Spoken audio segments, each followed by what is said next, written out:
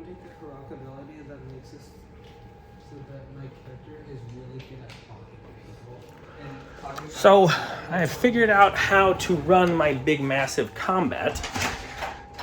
It took me a little while. I actually had to build out the town and, so I actually had to build out the town, finish putting all the terrain together and get everything structured out to kind of what you saw there. And I was still like stressing out, right? I was still freaking out. I'm like, there's just too much stuff. Like there's soldiers up there.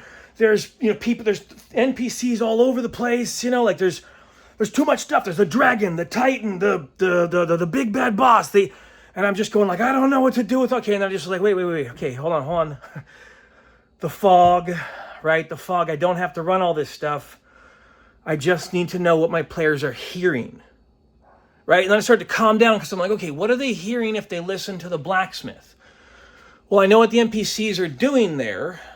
There's, Okald and Badendor, the blacksmith and his sister, and they managed to hide. And I know what they're doing, right? They're rigging up a weapon. So my players would be hearing, bing, bing, bing, bing, bing, bing, shh, bing, bing, right? Like they'd hear that noise. And then I know what's going on in the temple grounds up high. They would hear like, shh, stay down, be quiet, Like they would hear people like being quiet and hiding, right? And I know what they'd hear so I just started working out, what do they hear in each location? So I made myself these index cards. This says 3 stags in, right? So I know in the 3 stags in, they're going to hear the sounds of pots and pans clanking and banging while someone is trying to put like rudimentary armor on.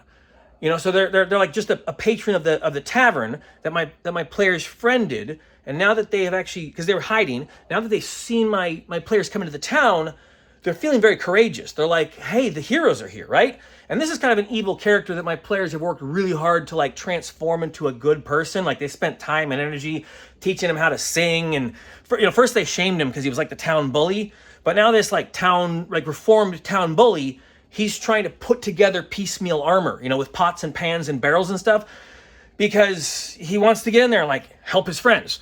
Anyway, so once they worked out all the things happening in different locations, I now know what sounds to so it's basically just like, okay, who's here? What are they doing? What's going on over at the East Gate? What's going on? Oh, yeah, I know what's going on at the East Gate, right? Their friend Hardy is pulling himself off a spike, right? He's second wind, and he's like, pulling himself off a spike, right? And he's trying to make his way to the town where things are going. Like he's finally like recovered essentially, and he's dying, right? There's the town guard. They've gotten to know him over a period of time, but he put up a fight when the whole thing was going over, and he was just left alive out on the wall. But he pulls himself off the nail, puts armor on, kind of holding his wounds in, and he's making his way, just like struggling to get up the road as he's trying to hold his organs in with his armor. And at some point, he might live to make it there. He might not. I don't know what else he's doing. I just know what he's going to start doing. All the locations, I basically just made 3 things, like 3 turns worth of noises. And then all I have to do is wait to see if my players respond to any of them. If they don't, I'm just going to carry on the actions of the NPCs in those locations. Now, where it gets a little bit more intense and I have to kind of, work out my mind is the bad guy NPCs. But again, I just kind of know what they're doing in the first 2 or 3 turns.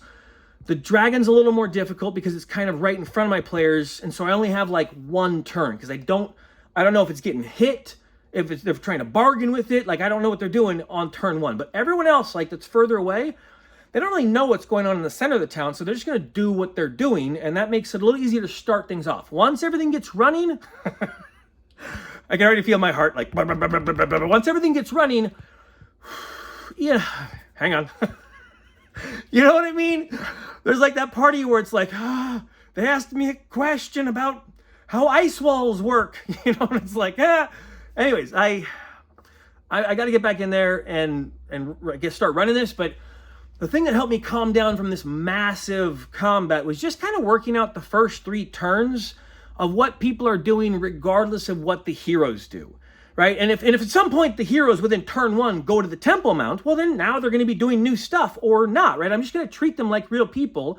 They want out of this situation and they want to survive, and they're going to do whatever they can to survive. right? So like it's pretty easy to organize their wants and motives because it's just live through this terrible thing, right? NPC is, again, a little more difficult because they want lots of stuff. And, so that's where, anyways, but I'm not too worried about it. I've gotten the armies simplified as well. I'm just basically going to be adding like advantage and disadvantage to hero attacks. And depending on how many soldiers they put into a specific attack, the soldier is going to be acting with whatever player they're guarding. So my players have 10 soldiers. So if they split them up 2 per person, they're going to get like advantage and a D6 or a D8 on their damage. So they'll be doing more damage with attacks. Army, like enemy army, again, a little more complicated, but they're mostly going to be operating they're mostly going to be adding their D6s together to buff a villain, to buff a bad guy, or they're going to be guarding him, right? So they're going to act as like an army patrol, but again, they're like minions, so like a massive AoE would take out a lot of them. I'm gonna run them with like 1 hit point minion stats, and most of the armies are just going to be like buffering for troops, and if they get hit, they're just dead. So I think that's it. I got to get back inside. I need to make a few more of these note cards for my bad guy NPCs. I'm pretty much done with everything else. I'll make a recap later on tonight. I'm just planning on taking some pictures while we're playing the game, so I'll have some B-reel if I feel like dropping some B-reel onto the video. I think that's it. Okay. God bless you. Wish me luck.